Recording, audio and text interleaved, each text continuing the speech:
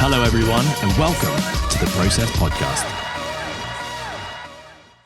Isabel Wolf, Hello, Ed. welcome to the podcast. Thank you. How are you doing today? I'm good, thank you. Great.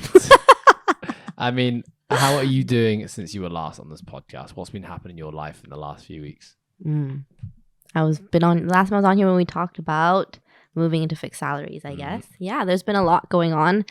Since that conversation, we've had a whirlwind of a time here at Coastal, just adjusting to everything that we're doing and everything that we're achieving. There's a lot going on right now with Tammy's Nutrition, the athlete camps, TFL, build, on top of just life in general. I think coming to the holiday season, we're all a little bit eager for holidays, but there's also a lot of work to do, and I love it, but it's been busy. Yeah, I feel we talked about this as a team just this Monday, but I feel that since launching fixed salaries, it's been non-stop. Yeah. And I mean, in the nature of who we are, we've been really pushing each other to just go create more, think outside the box, work around the clock. And that has really caught up, I think, with all of us. But I think now 3 months in, we're starting to see a lot of those projects, a lot of the hard work and building foundations on these different projects kind of coming to fruition now, which is really cool. And that was a goal. The goal was we need to survive until the end of the year, but come 2023, we need to start to see these things blossom. And I feel like we're there. We're ready to now push on and actually get these things out to the market, share these amazing things that we created with the rest of the world and start to grow these things. So I feel like it has been really hard. It's been really challenging, but also totally worth it. And obviously, the next challenge is just around the corner. So let's just move on to the next thing. Yeah. We are going to talk about the process today. The process is now 3 years old. Almost 3 years old. Next week, I think. That's my 3 years here with the company. And I was just, because we're we're getting close to launching the course. And as I was reflecting on, the last 15 months since we started filming the course, I started just also reminiscing back on the process, and we talk about it quite a lot. I think we constantly have to remind ourselves how far we feel we've come in such a short amount of time. But I know both of us want so much more. And I think that's the nature of everyone here as well. But, 3 years, almost 3 years isn't actually that long of a time, but in that time so much has happened and so much has changed. And what I want to talk about today is kind of like what goes into running an online program. So I'd like to kind of go back to day one when we first started the process and just basically how it has all evolved to bring us up to this point where we are today. Yeah, I think like you said, even just preparing for this podcast and listing out everything, we just took a moment. We're like, holy shit, we've done so much, but right now and in the everyday, we're kind of like, well, we're nowhere near where we want to be. Why aren't we doing all of these? Why aren't we here? We could be doing this. There's so much potential, and you can just get caught up in it. But I think it's also necessary for entrepreneurs and people who want to grow, right? I also have to constantly remind myself that you and I have never done anything like this. Like in any of our previous industries, and we've talked about the jobs that we've had, like we've never built an online business. So from day one, we've just been doing it blind and working our way and finding how to do it on our own. And I think we've done great so far. So I think when I first came to Coastal, it wasn't a thing yet. You were running it for free, right? Because basically that was the program that we were running in Coastal, and you had people who left Coastal and still wanted to be a part of the programming. And so you basically just copied and pasted it and provided it to people out there, right? Correct me if I'm wrong. I guess that was like the early iterations of what the process was. So yeah, what would happen was that we'd have people drop into Coastal. I think rewind for a second. A really important part in terms of kind of laying out this picture is that we've been working on the process the entire time and essentially creating this brand new company, which kind of serves the online space. But really, like, our main job is actually here at Coastal. Yeah. This is a 14-year-old business now. And this is where we spend every day together. And until the process was created, like, this was what our job was. Everything to do with making this gym, this physical premises, the best it could possibly be. And so even up until this point, the process has been kind of like something we do during our days, kind of like almost in a part-time way, but almost treating it like it's a full-time thing. No, it definitely is a part-time job for us, for most of the coaches on the program, because we're not we have tried to create it as a separate entity, which we're getting there, which is why we've rebranded it completely outside of Coastal. But our team still are full-time here at Coastal, and we have all of our job responsibilities that we need to do there. And the process programming is kind of our passion project that we're looking to grow now as its own thing. But it very much is still, like you said, a part-time job for us. Yeah. Okay, so we'll go back to how it all started. Yeah. Basically, people would come in and drop into Coastal, then they would leave and say, how can I still follow this program? Like I thought the program was great for my stint here. How can I still be a part of it? And so we were using, way back in the day, our first workout delivery and athlete tracking software is Wodify. And then about 4 years in, we made the switch over to WhatUp. WhatUp is actually created by one of our members, Max Zavon, who's a big part of Coastal for many, many years, had been in the banking industry, made a transition out of banking and kind of got into computer programming, which is what he always wanted to do, and always had this dream of creating this athlete tracking software. It's pretty cool to know that it all started here. And, he was my PT client for years, and we would talk about it in PT sessions. And, he basically decided one day, right, I'm done with finance. I'm going to make this dream happen. I want to travel around the world and live remotely. Pretty cool. So it was easy then, because what we would do is just simply add a new member to WhatUp and essentially give them free access to the program. So the only thing that I would ask for in return, and I would keep a spreadsheet. I still have the spreadsheet of every person I gave free access to the program. I would just keep the spreadsheet and basically say, all you need to do in return is you need to log all your results. Because every time you log a result, I'm going to be checking in your results and using it to build the next training cycle or next week's training program. So that was basically the deal that people would get into. I'll give you the program, would love you to be a part of our community. In exchange, log all your results and give me as much data as possible so I can be even more accurate by programming. But I think that's a very important first step of any business, since we're trying to talk about how to create an online business, right? And it's not just for that, but it's for any business, is that you have to be willing to put in the work, probably not for much in return, and to get people's feedback, to reach out to people, to put in all this time and energy in order to see something like that come into fruition, right? So I think that's an important, you did that for 4 years, so it's like this didn't come out of nothing in just a day. Yeah. And so, that's where the idea started with the drop in asking for access to a program. And then it became, I want to use my social media platform and get as many people in the program as possible. So I would say every week for 4 years, I would just put on my Instagram on a story or on a post, be like, hey, I'm creating this free program. If you're a CrossFitter and this aligns with your goals, let me know if you'd like to be a part of it. All I ask for in return is that you log all your scores and give me feedback. And we did that for 4 years. And I think by the end of the 4 years, we had almost 200 people just via Instagram, really just via my Instagram, actually, who are now following the program. And most of them, not all of them, probably quite a few of them dropped off, but most of them for some period of time over that 4 years, we're consistently logging every single week.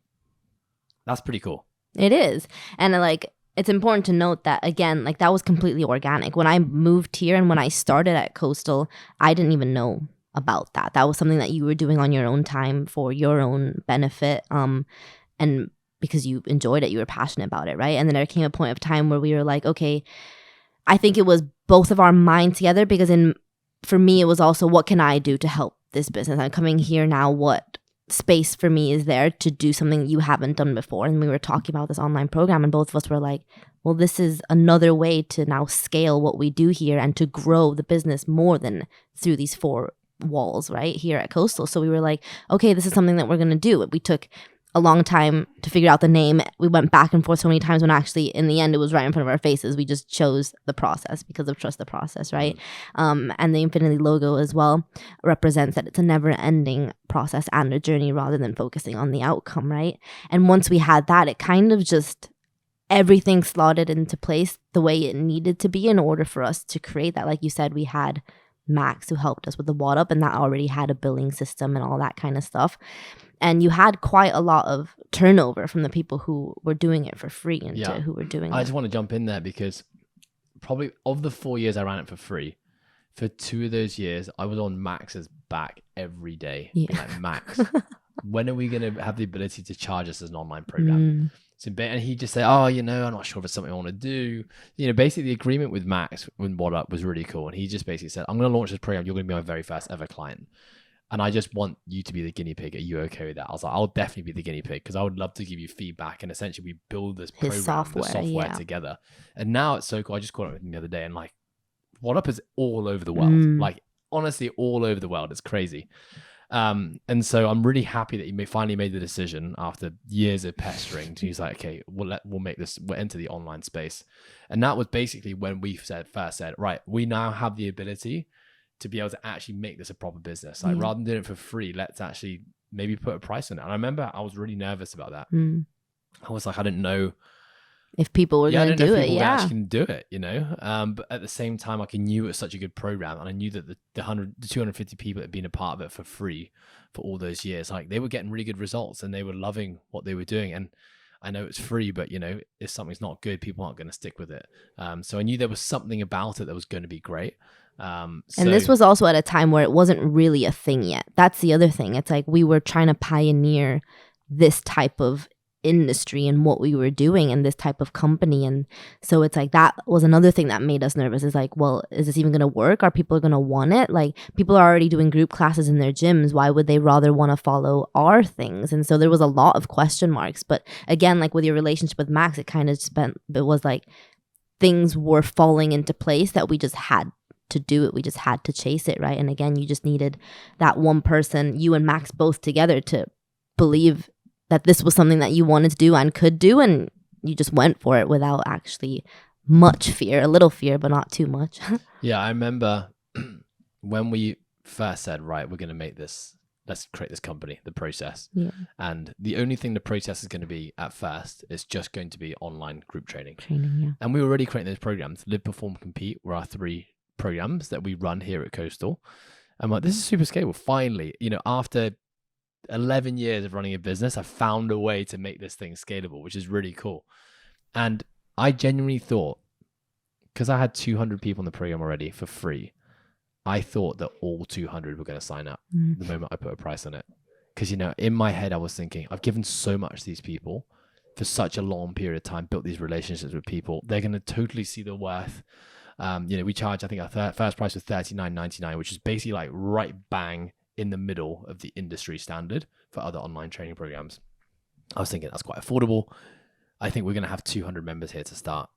And I remember we launched it, and I think we went from 200 to 50. And I remember thinking like, oh my God. What have you done? What's happened? Why? Why have not all 200 people signed up? And I was reaching out to everyone being like, I'd love some feedback. Why didn't you sign up? And, I think that was the first of like all the big learnings, which is like the moment you put a price on something, there needs to be value that comes with that price. And if you're going to offer something for free for a really long time, but suddenly now you're charging for it, sometimes just goodwill isn't enough. An increase in price means, well, there needs to be a reflected increase in value that comes with that price, which we didn't do. We didn't change anything. We just put a price on it all of a sudden. But it's also important to note that people love free things.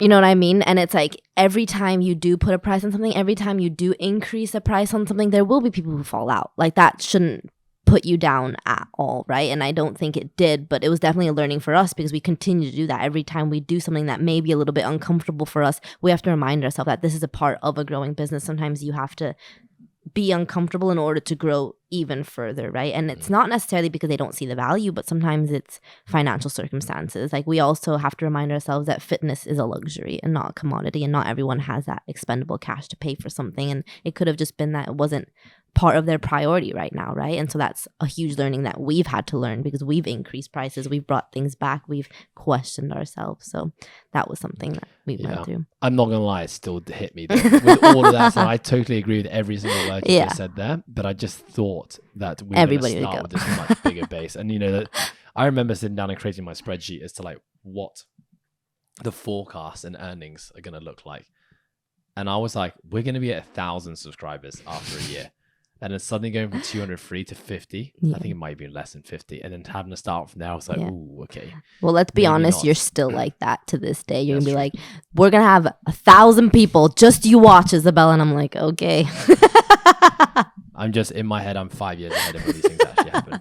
Okay, moving on. Okay, so where do we go from here? So I think it's important to talk about like the team of the process, because at this point in time, it was just myself and yourself. You know, I guess what we were doing in Coastal was, you know, I was writing the programming for the Live, Perform, Compete program, and Ant's role was here at Coastal. When I write the program, he would put them onto WhatUp. He was a kind of uploading guy. And then you and I were kind of the ideas behind what we wanted to do. You were handling all the social media, all the marketing. You doing the website. You know, you were doing the back end stuff with regards to billing and creating that whole what's called the marketplace now, which is people buy their programs and manage their programs. And I think we probably stayed as a 2-person band for. Well, Nick was there for a little while. That's She right, did Nick, help our us. general manager. Yes, Yeah, she she helped did us get a launched lot as in the well. back end stuff for sure. Her and Max worked quite together Yeah. a lot in the back end. I wasn't fluent in that stuff yet, and she set all of that up That's true. for us. Yeah. Yeah, and then I remember in terms of thinking about programming, that's right. Shortly after, because we launched just before the pandemic, Mm. and then we saw this amazing opportunity to help the world, which Yep. was like, no one's got gyms. Everyone's been kicked out of gyms all over the world when the pandemic was running riot. And I remember coming into this office actually one day being like, I'm sick and tired of seeing the shit Mm. that quote unquote social media fitness influencers are putting on social media about what people should do during the pandemic to stay Without fit. gyms, yeah. And it's bullshit. It's like everyone's just doing ridiculously high amounts of high intensity training. Like we're all going to get burnt out and injured. I said, yes, okay, it's better than doing nothing, 100%. And it's like, it all came from a really great place. You know, people were just trying to help each other. And I love that. But at the same time, in the back of my mind, I was like, I know I can put out something way better. And it's not just going to be, you know, a video of me working out and copy along. Like we can actually create a program. We have this ability via WhatUp now, and we've created the process programming. Like, why don't we actually create a free program? Like, I'd be super happy to write it. Can create loads of adjustments. You know, all people need is a weighted backpack. You know, they just all need to do is get a backpack, fill it up with books and wine bottles. Wine bottles was not a good suggestion in hindsight. But that's all you essentially need to get resistance training sessions in. So we started the Gymless program, and it's pretty cool that almost 3 years later, that program is literally still growing every single week. I think we have over 4,000 people. 4,200 yeah. subscribers now, over kind of 10 people every week. We've never promoted it, never marketed it. So basically that obviously increased my job responsibility straight away, because now it was Live, Perform, Compete and the Gymless program. And all of those programs are 5-day-a-week programs. So we started there. And then I guess it was just a constant cycle of just receiving feedback from our paying members, who a lot of which were loyal members who were getting it for free. Us brainstorming like, how can we provide more value? I remember you brought the question one time, which was like, we're not going to gain any more customers if we don't add increased value to what we're doing, because essentially that's what we've done by putting a price on it. So then it became this like never ending critique of what we're doing, like what can we do more and how can we do a better job. And I think like one of the things that I thought about straight away or jumps to mind is giving people feedback. And at this point in time, you know, my hands are very full with what's happening here at Coastal. The process program was already suddenly this huge extra job added to my plate, which I was loving and super passionate about, but I just didn't have time to give people feedback anymore. Because you were doing it for free as well, on top of all the other job responsibilities. That's true. But even our paying subscribers, right? Yeah. You know, they were not getting feedback. And I remember thinking like, this should be something that we do. Like we know that what makes Live, Perform, Compete in the gym is so much more than just, here's your program, do it. They're actually receiving coaching every day. And that's a really big part of what makes it. Like, that's something you can never really replicate with an online program. You kind of have to accept that from the start. But is there something more we can do than simply just give a training program and allow people to follow it and figure it out themselves? So one of the main things I started to realize is that, well, because we're not delivering these sessions to the client in person, like my coach's notes need to be way more detailed.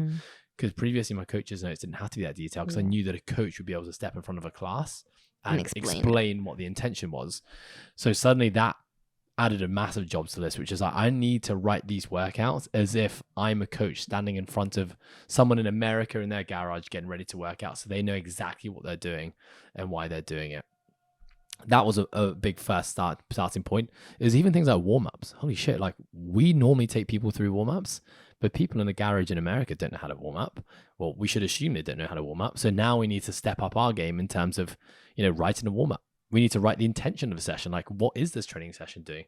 We need to tell people what this training cycle is focusing on. We tell that we're really good at telling people here in the gym, but these online subscribers aren't here in the gym. They don't hear that.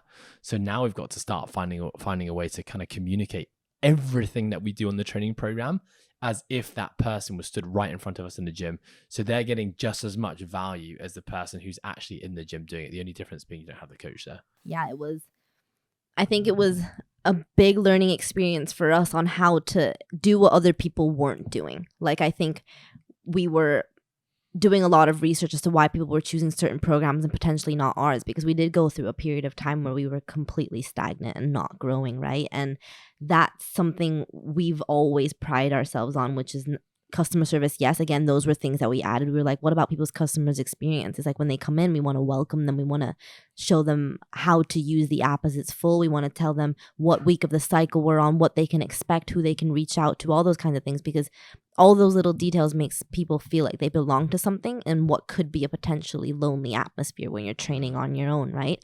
And so we didn't have all these in the beginning. Like, I wish we did, but that's just in hindsight. But it's like, these are all the little things that it takes to run an online program, because what people are searching for more than anything is not just a training program anymore, right? And so what it takes is thinking of all these minute details that would have someone choose you over someone else. Because if we strip everything down, a program is a program. Like, unless you're going to the CrossFit Games, you're training, it could be anything, it's what are people going to enjoy and want to do and choose you rather than someone else. And I think what your super expertise on is those finite details of training and programming and warming up and making sure people understand, like you said, the intention or the RIR or what things are supposed to feel like, all that kind of stuff. And then mine was the customer experience, right? And so I think when we started creating those things, we saw an instant uptake in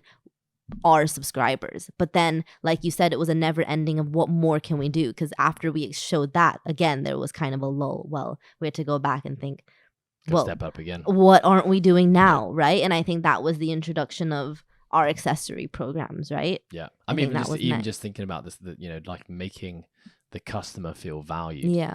It's even something as small as sending a message, a tailored message to that person to welcome them to the program. If I'm here for you, if you've got any questions, you're stepping into week 3 of an 8-week cycle. Here's what we're doing at the moment. This is what your season looks like. This is what your season looks like. All those small little things.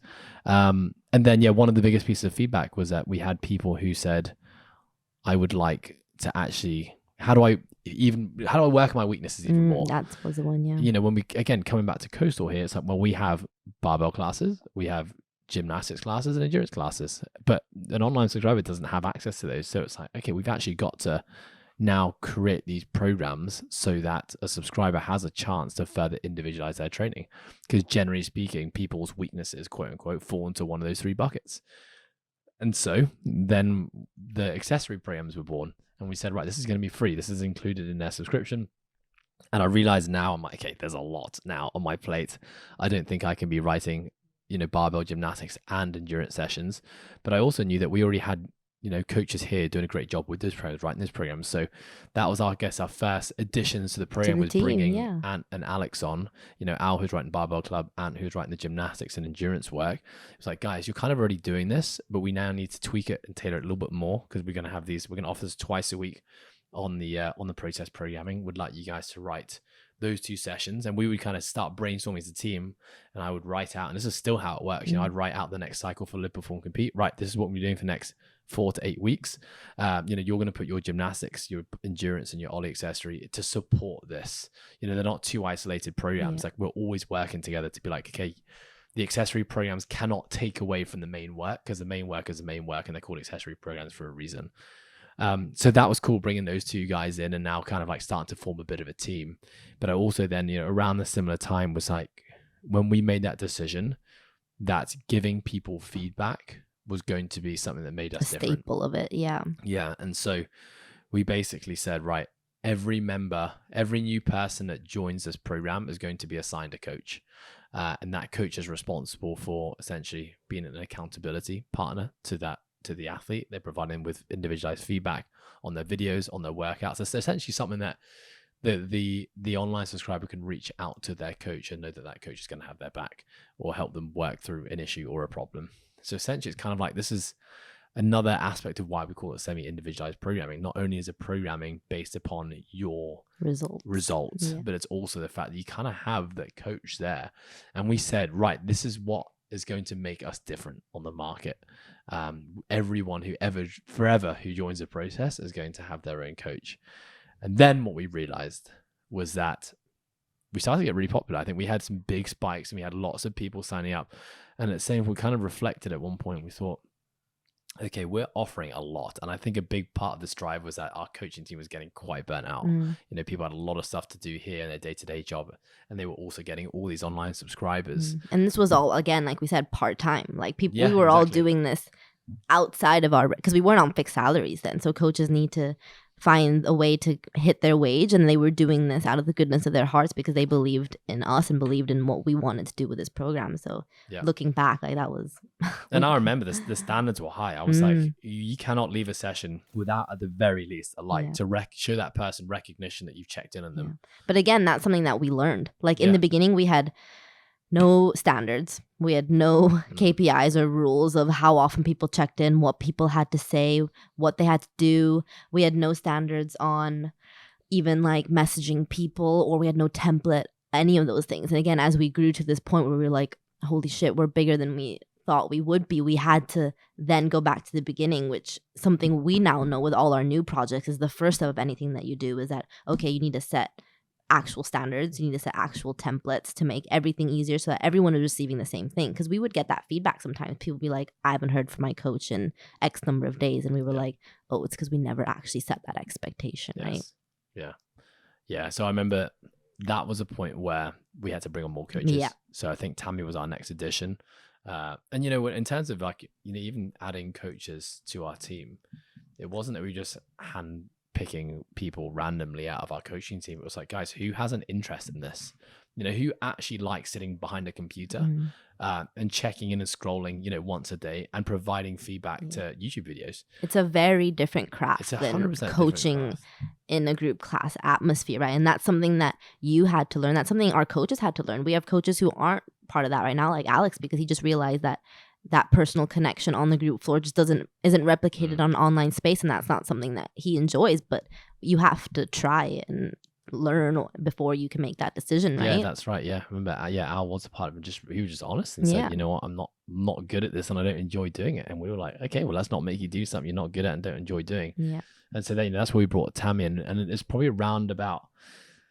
I'm probably skipping out a lot of stuff right now. We're going because there's so much stuff that happened. But at some point in time, as a coaching team is getting more and more clients to follow, and we were able to provide less and less feedback, and our standards started to slip, it got to a point where we basically said, for what we give to our athletes, I think our price point is a bit too cheap. We're essentially creating a premium product on the market.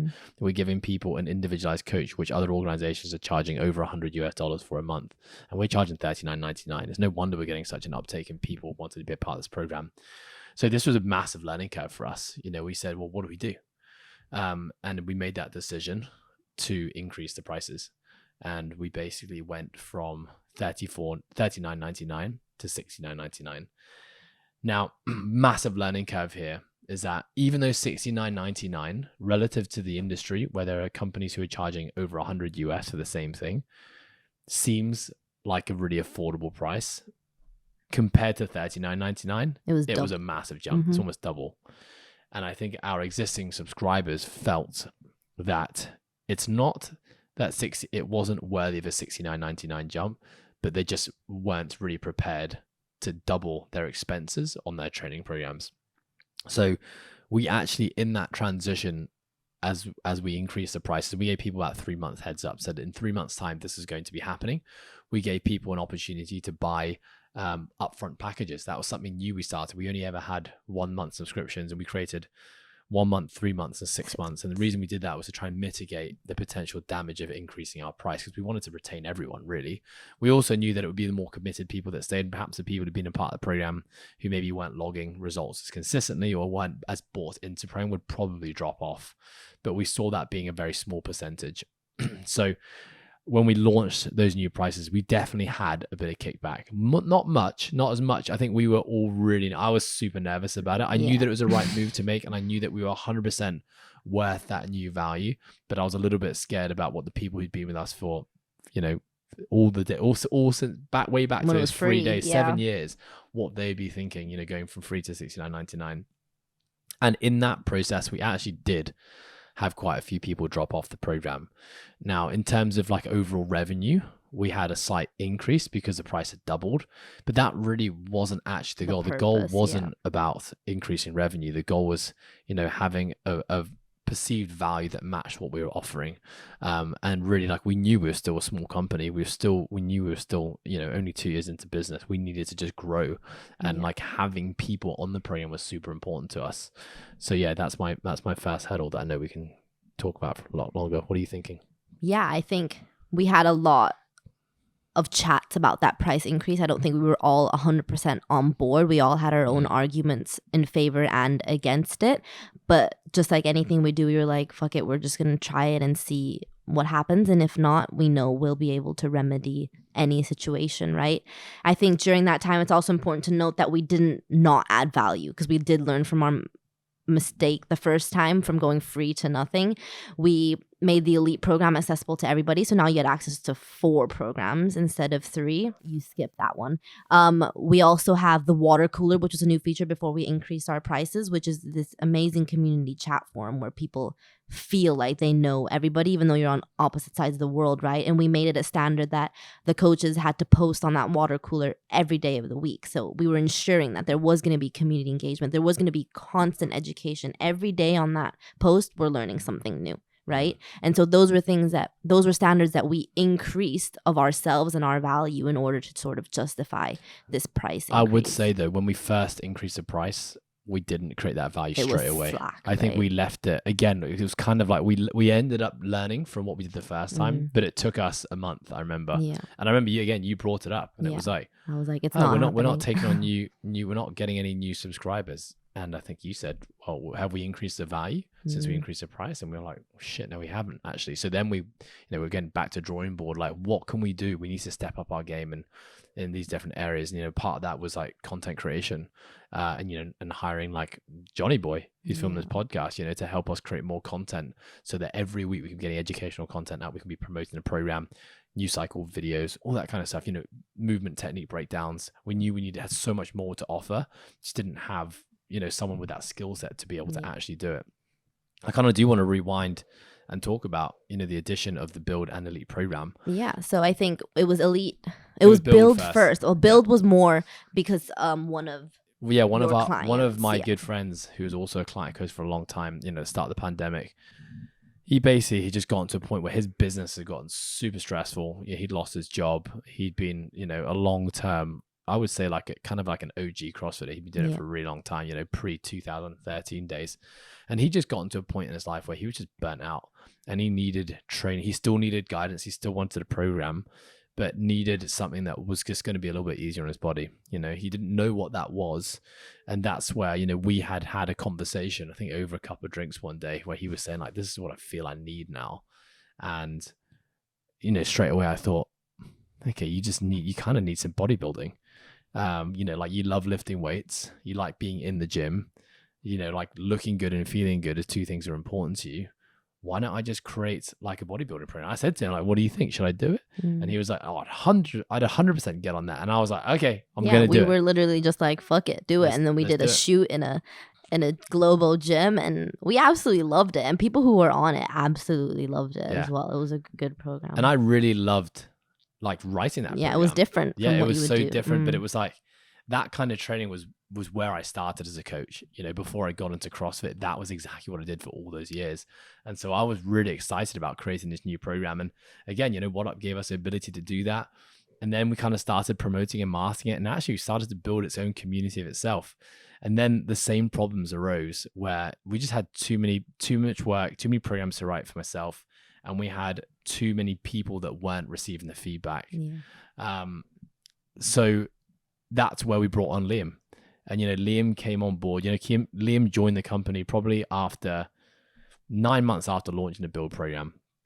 So whilst I was really heavily involved in programming it, I definitely wasn't giving enough to the people on Build. I had kind of thought in my head that the Build community wouldn't really want the feedback that was all based off my friend who said, I would just love a bodybuilding style program, but I don't need feedback. Mm-hmm. And I had incorrectly made the assumption everyone that he was what everyone, he was a representation of everyone, which it actually totally isn't the case. So many people, not everyone, but so many people in online training programs still want that sense of feeling loved and a belonging to something greater.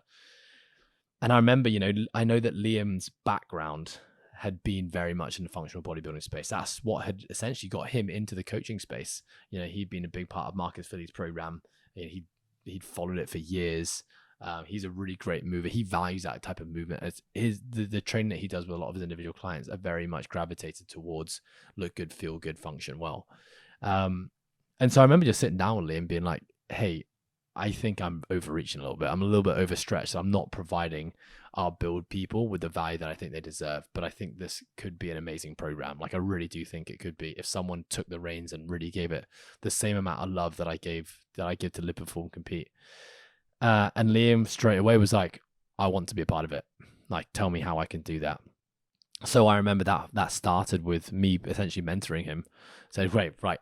Let's write 3 cycles together. I think that's what we did, 3 cycles, which is, between almost 6 to 8 weeks per cycle. And, the first one, like I wrote the whole thing and I'd have him just sit and watch. Then the second time, we wrote it together, kind of just like having conversations and discussions about it. Then the third cycle, he attempted to write it himself and I would kind of overview, adjust and change. And then I continued to mentor him probably for 3 to 4 more cycles where, he would write it and then we would sit down and talk about it. And even still to this day, which I love about Liam, he'll always ask me, like, hey, could you check over the Build program and give me some feedback? But I knew that this short term, and this is, I guess, delegation to a T, right? It's empowering other people to do things that you no longer need to do. Yeah. I knew that Liam's going to come in and bring a lot of love, give a lot of love to this program and the people in it. And it aligned with Liam a lot more than it aligned with me. Even though I totally aligned with the program, it's not what I was doing. It's not the majority of people that I was working with, where I knew it was with Liam. So I knew that he was going to do a better job than I was if he took over the reins. Yeah. I think that's super important to know is that, especially when starting a business, an online business, it's such a new industry and it's such a growing, fast-paced, changing industry as well, that everything that we're talking about now has come through experimentation, has come through willingness to accept feedback, has come through willingness to change and not hanging long time on decisions. Some people have that problem. They'll look at a problem and just like wait for too long in order to fix it. Whereas we were quick acting into every single thing that we saw. We were constantly reevaluating, constantly searching for feedback in order to make these changes. And one of the things we're talking about value is like with LPC, that was your bread and butter. And now we were adding all these other things, Gymless, Build, Elite, all those kinds of things. We had to actually take a look at yourself and have an honest conversation, you and I, with you, being like, what actually are you able to give 100% to and what you don't want to give 100% to? And I think that's hard for a lot of people to be like, to give up something that's their baby. And I know it wasn't necessarily hard for you at all. It took us maybe 1 or 2 conversations for you to be like, okay, I agree. Yes, this is my baby, but I can fully trust someone else to do it. And that's what you did with Build. And that's what you did with Gymless. And look how much they've flourished and grown because of your willingness to check your ego with something that was yours, right? And I think that's something that a lot of people who own business or own projects, they don't want to release those reins to other people. And I have that sometimes with empowering other people to do things because you're kind of like, no one will do it better than me, right? And so that's something we are still learning, like even giving other people job responsibilities. It's for us like loosening that control and trusting that other people will want it just as much as you do, right? Yeah. And I think that was also learning with what we're doing now with marketing and promotions. Like a huge reason a lot of things weren't successful was because we weren't speaking to the right market or we weren't doing the right promotions to tackle these certain projects. So it's like with the process, we had to heavily rebrand it away from Coastal because we realized that it was sort of hindering it in the fact that people didn't want to do another gym's program in their gym, and they wanted to be a part of something that was their own, right? And so we had to spend a lot of time and love and energy building the process from its ground up into making its own thing that people know now outside of Coastal. Like, some people know about the process, we don't know anything about Coastal, which is literally the goal. It's something that we've had to do with Build as well. We realized that it needed to be something completely on its own, and it took a year for us to realize that, and the willingness to be like, okay, let's start over, because it's okay to start over. It's okay to realize that you've made mistakes and stuff, right? So I think out of everything, that's probably our biggest learning up to this date. Yeah, I mean the point on delegation is, something that I'm always working on. It's something I struggled the most with when I first got into business. And I now know, in this story, talking about the process, the day I decided, and it wasn't a decision, it was a conversation actually with Babs, which was, Babs, she followed the Gymless program a lot. Yeah. She'd been following a lot on her travels. That's very much her background as well. She'd done a lot of like body weight and used to coach people outdoors all the time. That's kind of where we both started. And I just had a conversation with Babs one day. It was like, Babs, how do you feel about taking over the Gymless program? And I remember at first she was kind of like, well, what does that entail? And I said, essentially it means that, you're going to write all the programming and you're going to be like the face of Gymless, essentially. You've got to do, you've got to educate your clients on what you're doing, why you're doing it. And you're going to be the person checking in them every single day. And I think it's a really important program. And, she was kind of like, well, but it's free. Like, I feel bad, like having responsibility. But I'm like, Baz, you never know who comes to the Gymless program. We've had so many people join Coastal and join Live, Perform, Compete, who during the pandemic were a part of Gymless. And, they just aligned with the way we did things and made the decision one day, I want to be a part of something bigger. And that totally makes up. That one conversion totally makes up for everything. But I think, same with Liam, it's about having that conversation first. And then the next big part of that is that's just the first step. The next step is then doing everything you can to set this person up for success. And, that was a bit more challenging with Babs because she was living in Bangkok at this time, which meant that, we'd sit on Zoom calls and I'd do share screens and kind of take her through my whole process of how I write the Gymless program. And also like welcome her to new ideas. Like, what do you think we could do differently? How can we spice this up and change it up? Yeah. And, but it's really, really cool. And I'm very lucky to have two people in Liam and Babs who are like, I 100% want to take this over. Yeah. And, like relished with the opportunity, and like really shone as soon as they got given that responsibility. So I think the next program that we actually added, the last of all our programs that we added to was the Elite program. Yeah. Again, that was just a conversation between you and I. Yeah, I remember you started. Yeah, I was kind of like, it was because you were, again, I think what is good about our dynamic is that there's a lot of questioning. Like, we always question each other and we question what we're doing. And it was kind of like, well, why aren't we growing? You know what I mean? And then we would look at what we're doing with complete honesty and look at what other people are doing and try to figure out where are the gaps in the market that we can fill and provide. And I think with this point, we were like, if you look at every other program, they have high-level athletes promoting them. The aspirational exactly. People. And it's like, in this day and age, unfortunately, image is the number one thing people look about, and people want to be like somebody they like and enjoy. And we were like, we just don't have that in our program. We know this is a fucking great program for the people that we're targeting, but we just don't have that social media pull. We don't have that aspirational person. And we were like, well, what does that need? That needs someone who actually is going to the games, who's going to the semifinals, who is the person people follow and they want to look like and they want to be like. And so that's where we're like, well, that's the program that we're missing. We're missing this elite program that people are like, I want to be this person. And so that's really how it was born. And I remember speaking to Ant about this because, I was working with, Ant being one of them, but a few other individual remote clients who are the perfect avatar for Elite. I remember part of me feeling, if I create this Elite program, I'm going to lose these people as my like individual clients. And the feeling was like, who would I coach? Who can be my person? A second feeling I definitely had was definitely a bit of insecurity around it. Like you step into the Elite field, you're now competing with the big dogs because, the training think tanks, the brute strengths, the misfits, hard work pays off, but they weren't around yet. There. But Invictus, you know, all these guys, like that is their market. And, you know, essentially like they have multiple representatives at the biggest level. And so I think, and without me realizing it at the time, an apprehension was like, I'm just going to stay in my safe zone, and I'll individually give my skill set to the people who want to compete at that level. But I don't think I'm ready to put myself on a platform yet.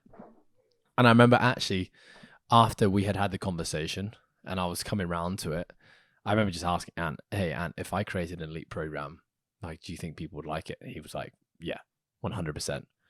I said, would you follow the elite program? He was like, 100%.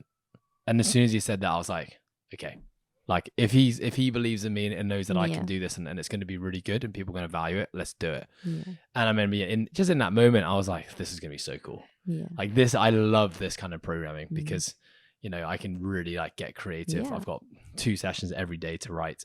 And so that was the last of our offerings, which is probably still our smallest program, but super cool. I know it has so much potential. It's also the most niche market, so it should be the smallest programming. And like you said, we're competing with people who are bigger than us. And I think it's important to note that our market's Asia.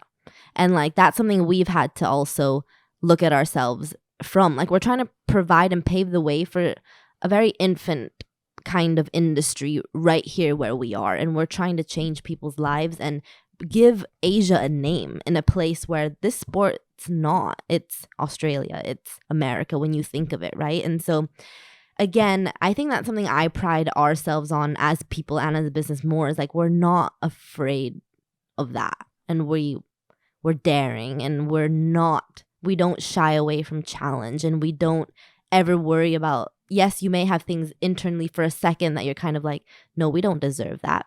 But we're never like that. We're like, we deserve to be in those categories. Like it should be live, perform, compete, hard work pays off, Misfits, Invictus, you know, because we're up there and we will like show everybody. And we've never been afraid to do that. Like even with Build, it didn't take us much long. We've always had this thought and been like, we're going to do it and we're going to do great. And I think that's something that has helped us where we are. And sometimes, yes, it may be hindering because we're like, we'll make it work. And then maybe it doesn't always work, but we just pick ourselves back up and we try again, right? And I think that's so important, especially in an online business space that's constantly changing and evolving and making mistakes. Trends are changing, like algorithms are changing, you know? You have to be willing to look stupid sometimes, put yourself out there and all of that. So I think that's something we should pride ourselves on more than look back and regret. No, totally. And I think that is just something we do all the time. Yeah. You know, we constantly have to remind ourselves, hang on, look how much we're doing well. Yeah.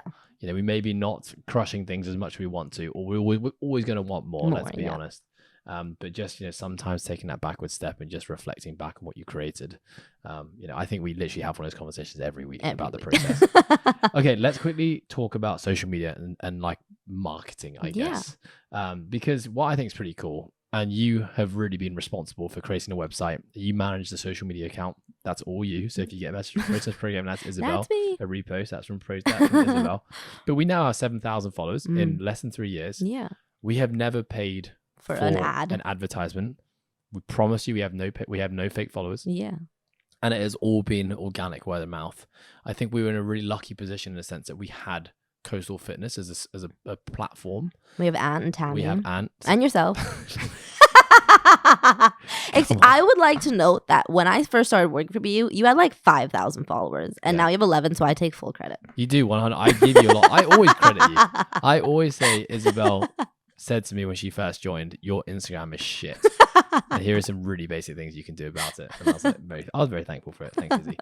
But I think, you know, because our Instagram page, which is our main social media platform that we use to promote our program, because we feel that's really where our audience is. We're starting to get to YouTube, and we know we're way behind the game on that. We don't have TikTok here in Hong Kong. No. Unfortunately, I'm sure we'd be on there. Would we though? I'm sure we would. You could be doing some dances. I would happily. So, you know, given that the fact that this is all organic, and the fact that I think the biggest thing we're realizing now is that when we start that process page, it was easy because it was just the Live, Perform, Compete program. The process has become so much more than that now. You know, we now have an affiliate program where we have 7 gyms around the world, and we are going to have 100. We will. At some point. We have a coaching course that's coming out. We have a podcast. And so what's happened is that process programming page is now a hub nutrition for and lifestyle. Everything. Nutrition and lifestyle program. We recently gave Build its brand new, its own platform. identity. We had realized that the Build program, again, like, just looking at the service and the product itself was so good. Why aren't more people on it? Mm. And I think a big thing we realized was that, well, the process program has a reputation of CrossFit. You look at all the coaches that are in the CrossFit space.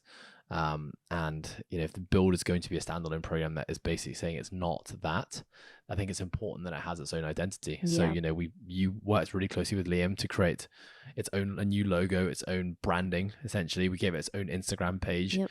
And I think immediately we saw A that huge start to uptick, flourish.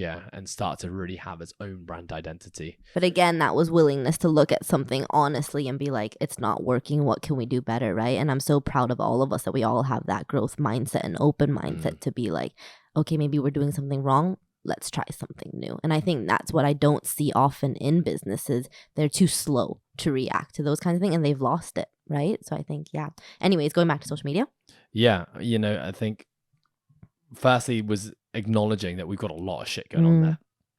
And every time we added a new dimension to our offerings, which meant that it was going on that same Instagram page, it made that Instagram page a little bit more confusing. Diluted it. Yeah, it diluted it, and I think, a big part of what we always talk about is being clear and speaking to your audience. And now the process program audience has really evolved to just speaking to the athlete. It now speaks to the athlete, it speaks to the business owner and the affiliate owner. And as soon it's going to start speaking to coaches who are seeking education. So we are now at a point where we're starting to create individual pages for those different avenues of business. So Build has its own page. Our affiliates has its own page, which we haven't put a whole bunch of love into, but it will soon. Yeah. We have an athlete page that's starting soon, which is going to be targeted purely for our Live, Perform, Compete in our elite online subscribers. And again, these are all attempts to just try and speak to our market a little bit more and provide content and information that actually people want to receive when they go to those pages. But I mean, what do you think? This is something that you're heavily invested in. You spend a lot of time in here. You got any thoughts? Yeah. So love it or don't love it, social media is probably number one place you market your products now, and you have to just hop on it. Like, it probably won't be here forever, but for now it's free, it's accessible, and everybody's on it. And I think in our market, especially, the reason why we've been so successful solely on Instagram is because they're just like us. A lot of people on our programs are our age, are doing exactly what we're doing, have aspirations just like us. And I think that's what makes it so easy for us to grow and create content, is because we're just talking to ourselves. Basically, we know what we like, we know what we enjoy, and we're speaking to people who already love us. And so that was easy, right? But then you and I, again, we sat down at Elephant Grounds. Remember, we had a conversation and be like, are we actually positively impacting people's lives? And that's when all of this came up, where it was nutrition lifestyle, where it was athlete page, where it was affiliate, and all of this, all these things we had to do. And they all came to fruition. But now we're like, this one is not enough. Like, this process programming page is not enough, because we're speaking to now a huge amount of people. The language needs to change. So that's why, like you said, with Build, we've completely separated that. Liam has taken full control. He's doing a great job, because he's specifically speaking to the person that wants to look good, feel great, and function well. That's it. With Live, Perform, Compete, Elite, we're only now starting to hit that ground running. We've now changed the language into more CrossFit specific, talking about the season, talking about the athlete, talking about the goals, right? And we have people like At and Tammy now specifically talking about that. I think that was one of our biggest barriers, is getting our people to talk about us as much as we were talking about us. And on social media, it's because everyone has different relationships with it. But you and I have always been strong advocates that you need to be willing. If you want to grow an online business, you need to be on an online platform like Instagram. Yeah, I want to jump in there real quick, because I think this is something that a lot of business owners will probably struggle with as well, is this feeling that the team doesn't care as much as you do. And the reason we think that is because on something like social media, they just don't post and talk about it. And you can say it a million times to your team, guys, post, share more, talk more. The more we all talk, the more noise we make, the more we all win. But I think a big thing that we did differently this time was that we had realized that we were sick and tired of saying the same shit all the time, and the same results were happening. Yeah. So instead of that, I think two things happened.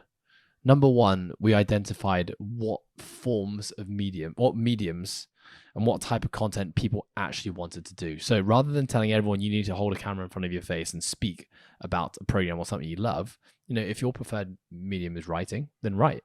If you want to talk, then post videos and be on the podcast. Find your thing. If you want to stand behind a video and create things on YouTube, we have our content guy, Johnny Boy, who can help you do that. And I think that was the first thing, which is taking this pressure off that we all need to be the same. And, really allowing people to find their thing and to do what feels most comfortable for them. Now, I will just say the person who is able to portray their message on loads of different platforms in loads of different formats is going to win. Yeah. Because the more you can diversify yourself and get the same message across, the more people you're speaking to. But taking that pressure off people, it's like start small, start where you feel comfortable, start where you're good at. And I think the second part to this was actually you starting it and me kind of assisting you in this, in actually educating people on how to be better, how to be more effective on things like social media. So you actually started sitting down, and a lot of this came about when we started moving to fixed salaries, where people now had a responsibility to run their own social media pages. And we started to talk about the importance of building a brand, building a personal brand. And, you actually put in a lot of time with people. You help people just create their own graphics. You started talking about like how to really speak to a niche, how to speak to your audience. And what that has done, it's kind of like created a spark in terms of people now feeling like they actually have the skill set and the knowledge to now actually go out there and create their own content. And before that, we hadn't done that. And we just kind of expected that people would know what to do and how to do it. So I think, those two interventions have made a massive difference and an impact in now probably to the outside consumer, how much noise we look like we're making. And we're still not there. We still don't have all team members fully on board. We still have people who feel a lot more comfortable on it than others. But we know the more we can all start talking about and be on the same page, that's when we're going to start to have really big impact. So just baby steps in terms of getting there.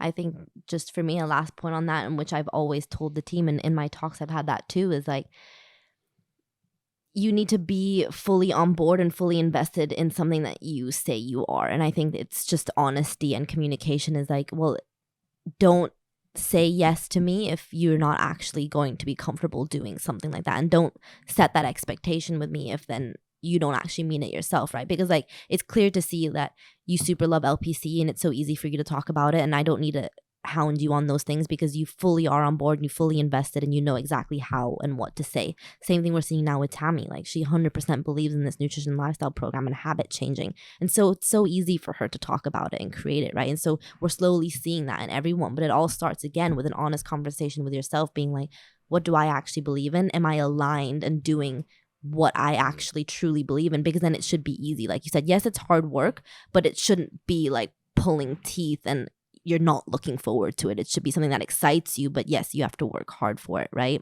Yep. And I think, again, what you and I always say is like, people are the product in an online business. Like, especially in one like ours where there's just so many options for it, people are no longer choosing the program. Like we said in the beginning of the podcast, people are choosing us. And if we're believable and people value us and trust us and relate to us and want to be part of our family and community, they look at us first. They'll look at our pages, be like, what are we talking about? What are we doing? Are we practicing what we preach? You know what I mean? And from that, they'll be like, fuck, I want to be part of this family. Oh, I want to be now coached by her or him. Like, I want in. And again, like, that's what's so important about a personal brand, especially in our business, is like, we're selling ourselves. No matter how bad that looks, is like, we're the people want to be a part of, not the program. Yes.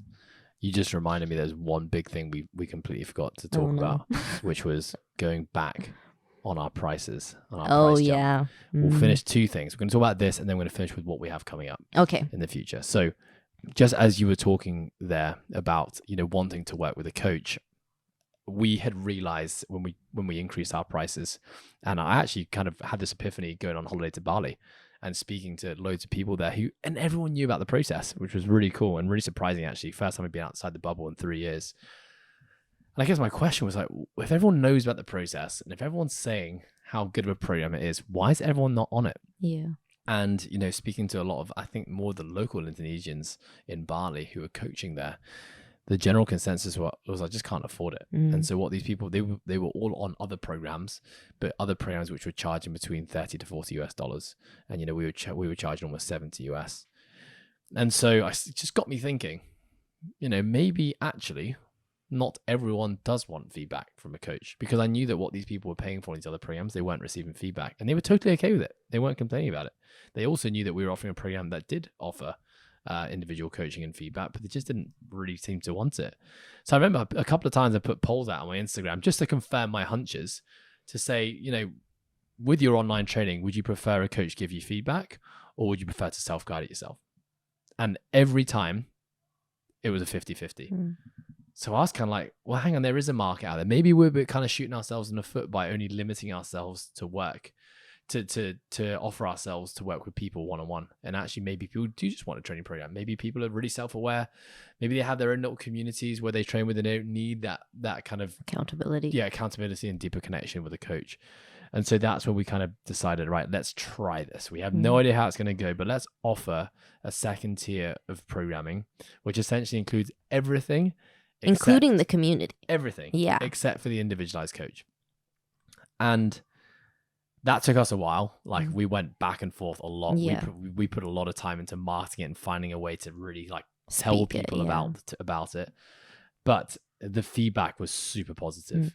And the really interesting thing is we had lots of people, which I knew would happen. We had lots of people who'd been a part of the $69.99 membership, who probably had been honest with themselves and thought, you know, I'm not really getting everything out of this program. I don't really feel like I need the individual side. So they had basically transitioned to the new membership. So we had a lot of people transfer from $69.99 to $34.99. We had new joiners. So new people come into the community on the $34.99 membership. But we also, for the first time in what felt like a really long dry spell, had a massive uptick on people on the premium program, which we now call the premium. And I think just giving people that option made a massive difference. And I think when you create an option between like a regular subscription and a premium kind of always looks better. And, you know, like I'm always someone who kind of looks for the premium products when I'm going to sign up for something. Like, you know, when I'm looking at a pair of shoes, I kind of gravitate towards a more expensive pair because I assume that's going to have some form of quality. But if they're only offering an expensive shoe, I'd probably look at it and think, that's a bit too expensive. Probably wouldn't buy it. Yeah. So that was a really interesting learning point. Market research. Yeah. Okay. And then let's just finish. Like, what do we have coming up? So you have your coaches course? Coaching course, which is coming out end of Q1 2023. Yeah. We have a nutrition accountability program in the works. Yes. So let's talk about that very quickly. So this is something that Tammy is driving, something she believes very strongly in, something that she has a really great skill set in as well. And so the whole nutrition lifestyle program at the moment, you know, it goes through a coaching software. You basically get daily accountability. You're part of a group and education. It's not necessarily just counting calories. We're not moving into that market. This is just more around habit changing, but super applicable for everyone. Like, you know, even us in the team, we've been going through it, and like we've all taken so much away. And this is a group of pretty knowledgeable people in the field of nutrition and lifestyle. What else we got? We got the affiliate program. Yeah, that we're gonna start pushing more. Yeah, we've closed our doors. Yeah, you know, whilst we were kind of trying to get the gym back open again after a year of closure. So we kind of stopped taking on applicants, but we're going to open that up now. And we've got some big goals for the affiliate program in 2023. We've got a lot of events in the works. Yes, we've got lots of events in the works. We're going back on the road. Athlete camps. We've got athlete camps. We're going to be in Bali in January 2023. We'll be running an athlete camp in Hong Kong. That's open to process and non-process subscribers, all ability levels. This is all going to be about helping people prepare for the Open, quarterfinals, semifinals, and the CrossFit Games.